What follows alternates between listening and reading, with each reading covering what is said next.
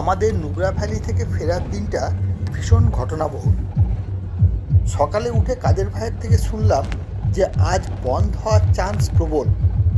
উনি বললেন চটপট রেডি হয়ে নিন, খাওয়া দাওয়া করে তাহলে আমি ছেড়ে দিয়ে আসবো। তা ছেড়ে দিলেন। অনেক অনুরোধ করতেও উনি কিছুতেই টাকা নিলেন না। তো অনেক ধন্যবাদ ওনাকে। একটা গাড়ি পেলাম, তার লাস্টের সিটে বসে বসে কোনো রকমভাবে চলে এলাম।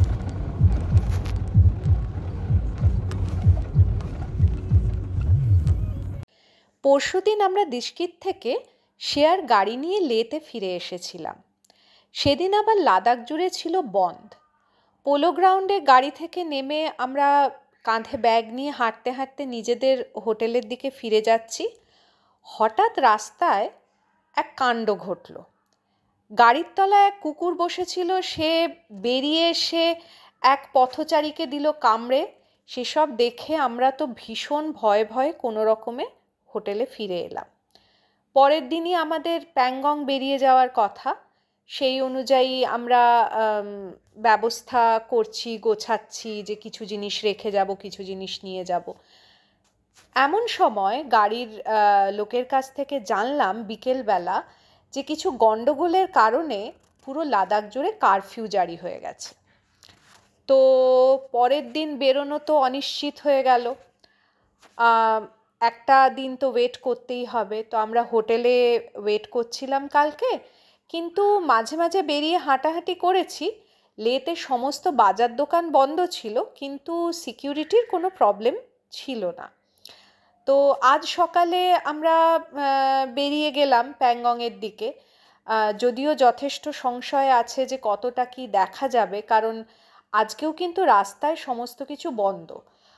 আমাদের কথা ছিল যে আমরা কিছু মনেস্ট্রি, যেমন এই চিমরে মনেস্ট্রি, তারপর থিকসে মনেস্ট্রি, এগুলো দেখতে দেখতে যাব। কিন্তু আমাদের গাড়ির যে ড্রাইভারটি, সে বলল লের কাছাকাছি আজকে কোথাও দাঁড়ানোর দরকার নেই, আর মোস্ট প্রবাবলি সমস্ত মনেস্ট্রিগুলো বন্ধও আছে, তাই আমরা সোজা প্যাংগংই চলে যাচ্ছি। ওই দূরে পাহাড়ের উপর দেখা যাচ্ছে চিমরে মনেস্ট্রি। এটি দ্রুকপা সেক্টের প্রায় 350 বছরের মতো পুরনো মনেস্ট্রি। খুব সুন্দর লাগছে।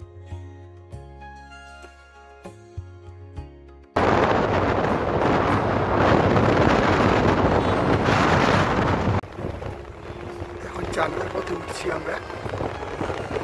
এখনো বোধ হয় 17 কিলোমিটার মতো দূর।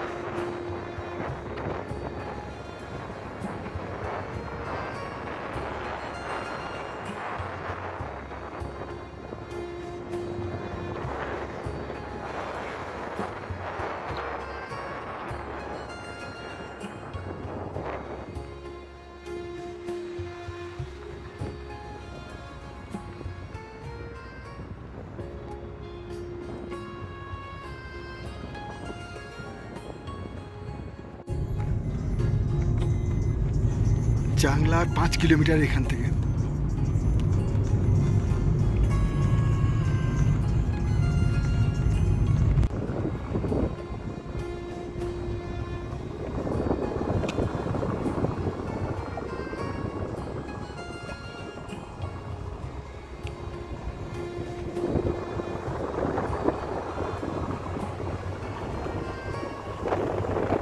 চাংলা পাশে এসে দাঁড়িয়েছি।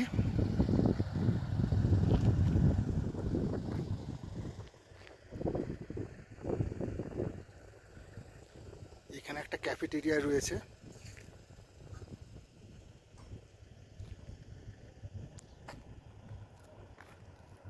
এদিকে পুরো একটা বরফের ওয়াল নেমে এসছে পাহাড় থেকে।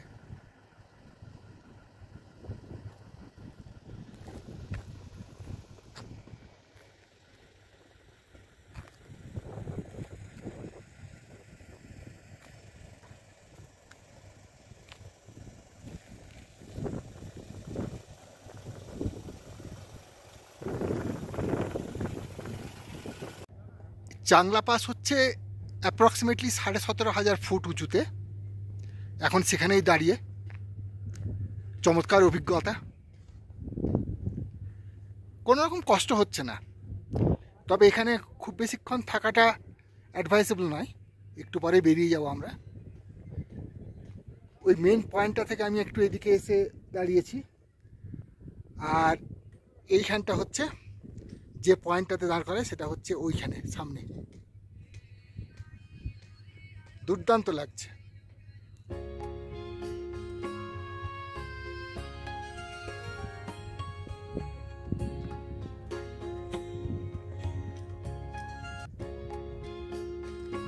সোলতাক পেরিয়েই এই মাঠটাতে বিশাল পরিমাণে ইয়াক চড়ে বেড়াচ্ছে, অনেকগুলো। রাস্তায় যেতে যেতে এই একটা খুব সুন্দর নাম না জানা ছোট্ট লেক, হয়তো নাম কথাটা খুব বড় হলো এর পক্ষে, কিন্তু খুব সুন্দর, অপূর্ব লাগছে।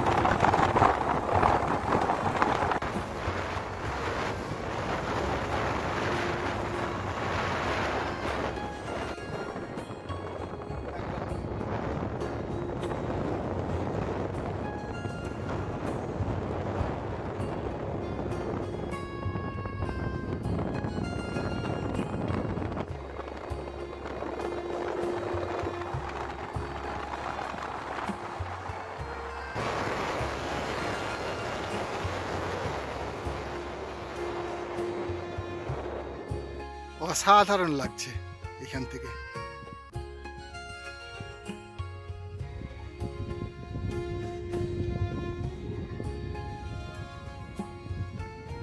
জলের রং একদম পুরো নীল।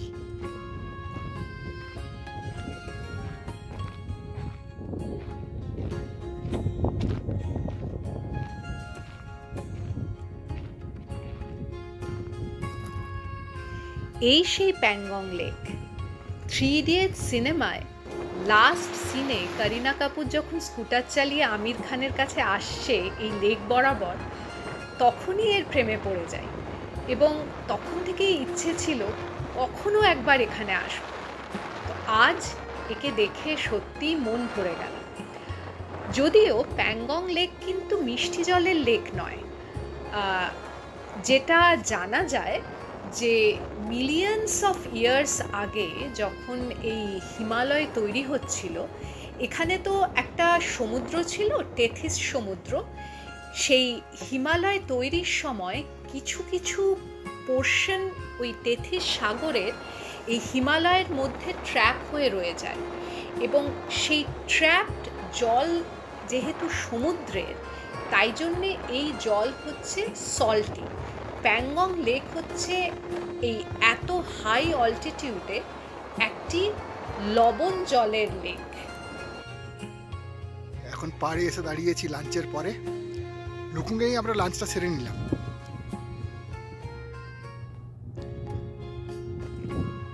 আমরা থাকবো গিয়ে মান ভিলেজটাতে।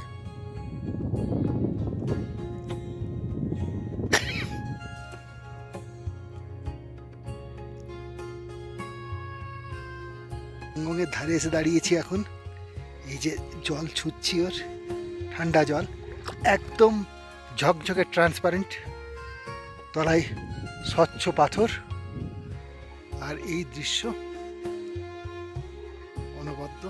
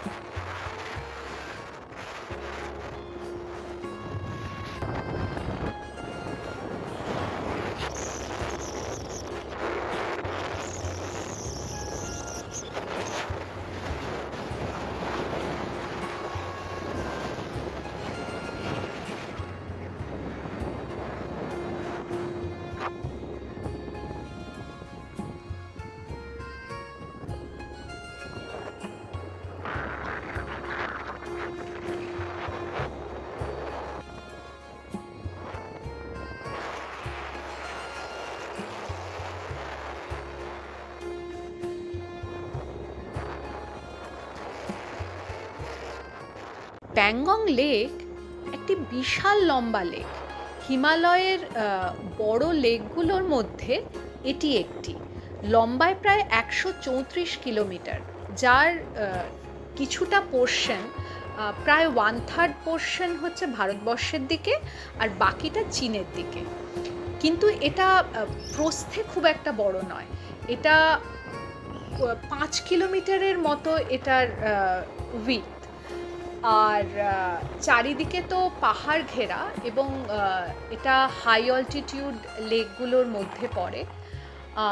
আর এখন ওই 3 ইডিয়টসের পর থেকে এখানে যেটা সবচেয়ে মজা লাগছে যে পুরো লেকের পাশ বরাবর বিভিন্ন জায়গায় 3 ইডিয়টসের ওই আইকনিক প্রপসগুলোকে রাখা হয়েছে, যেমন স্কুটার, তারপর ওই 3টে বসার সিট যেটাতে ওই 3 ইডিয়টসের পোস্টারে যে সিটগুলো ছিল, এবং লোকজনকে ওখানে টাকা নিয়ে ছবি তোলানো হয়।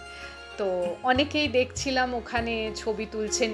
আর ওই স্কুটারের গায়ে আবার ওই করিনা কাপুর যেরকম হেলমেট পরে আসছিল সেরকম হেলমেটও রাখা আছে। তো এইগুলো বেশ মজাদার।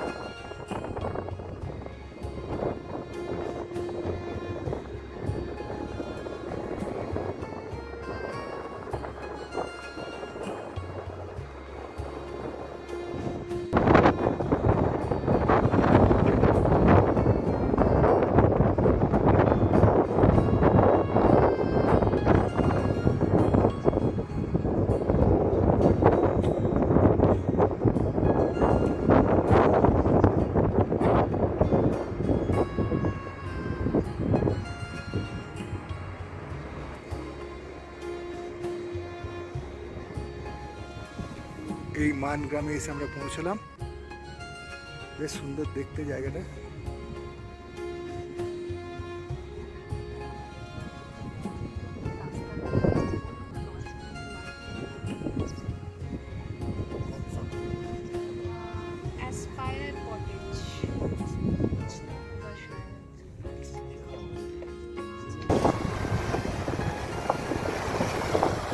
লেকের পাড়ে এসে দাঁড়িয়েছি।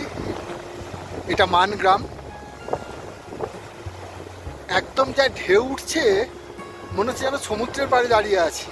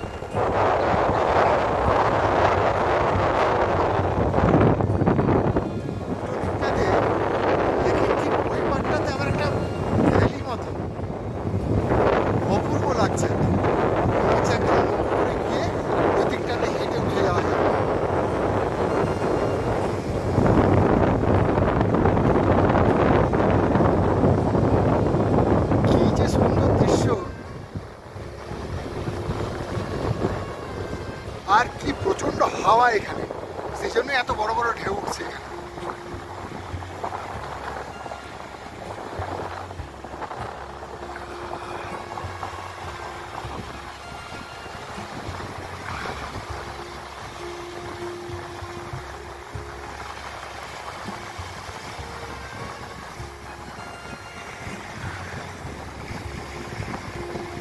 টুরিস্ট খুব কম, ওই যে কয়েকজন দাঁড়িয়ে রয়েছে।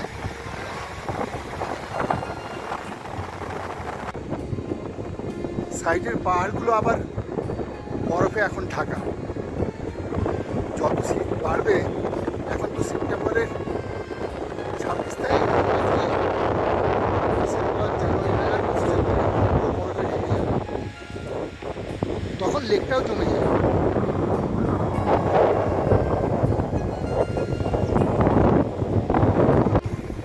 একটা ফ্লোটিং পোডিয়াম মতো করা আছে, সেটাকে বলছে সেলফি পয়েন্ট, ওটা ছবি তোলার জন্য। ওই যে উল্টোপাড়ের যে ভ্যালিটা, সেইটা তো আমার আসছে।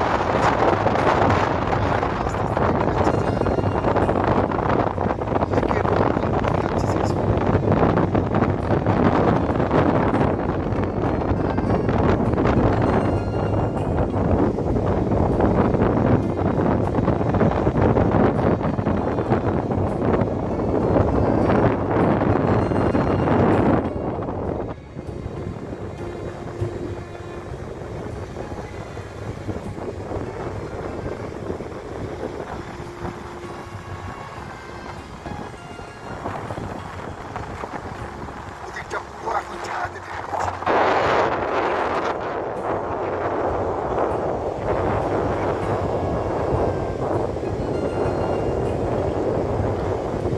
শেষ সূর্যের আলোটা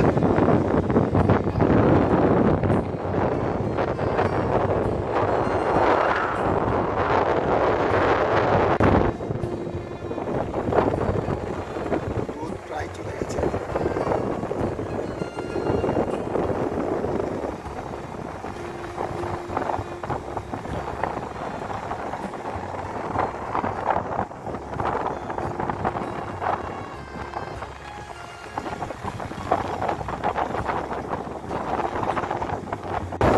এখন জলের রংটা খানিকটা গ্রিনিশ হয়ে এসেছে, একটু সবজের টাইপ।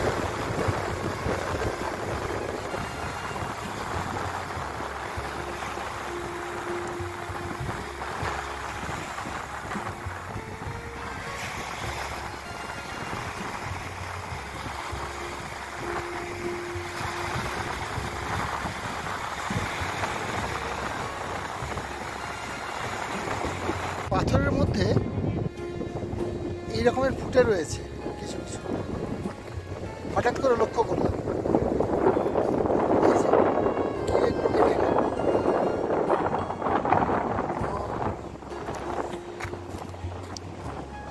কিছু একটা হবে।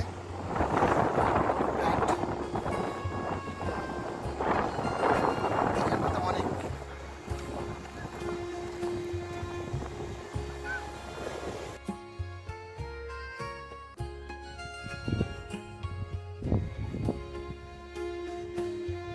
লাস্ট, একদম অন্তিম আলো। এখন রোদ পুরো চলে গেছে।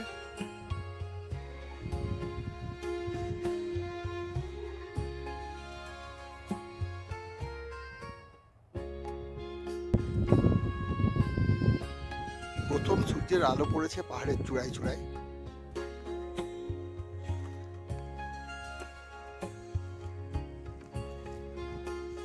আর এই দিকটা এখন অন্ধকার। অন্ধকার নয়, মানে ওই আর কি, রোদ পড়ে।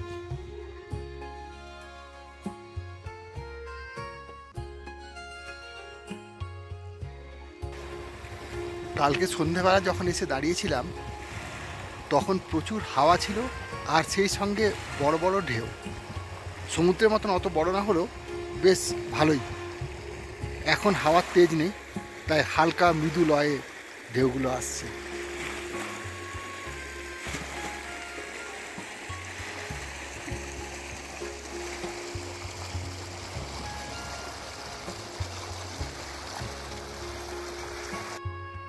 সূর্যোদয় বহুক্ষণ আগে হয়ে গেলেও এখনো তার দেখা মেলেনি। ওই পাহাড়ের পিছন থেকে উঁকি মারছে, একেবারে গনগনে হয়েই উঠবে।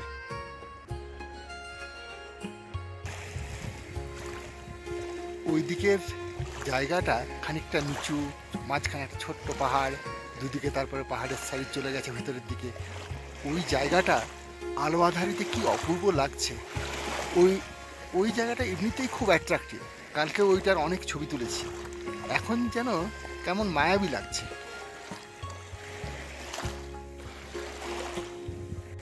যেই সূর্যের আলো লেকের উপরে পড়ছে, যেন রংটা খানিক পাল্টে যাচ্ছে।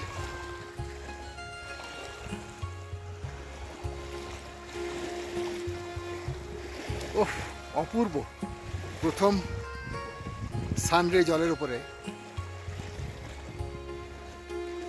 এই যে এখানে একদম স্বচ্ছ জল।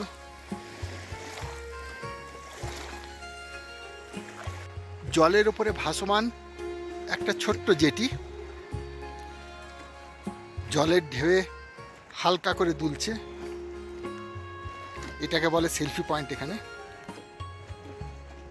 চার্জ লেখা আছে 50 টাকা, মনাস্টারি ডোনেশন ফি। তবে এখন কেউ নেই চার্জ কালেক্ট করার জন্য।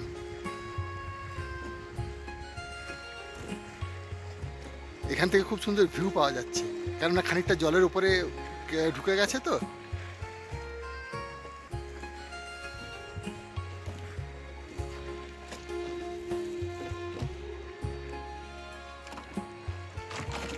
কি স্বচ্ছ জলের তলাটা, একদম নিচ অব্দি দেখা যাচ্ছে।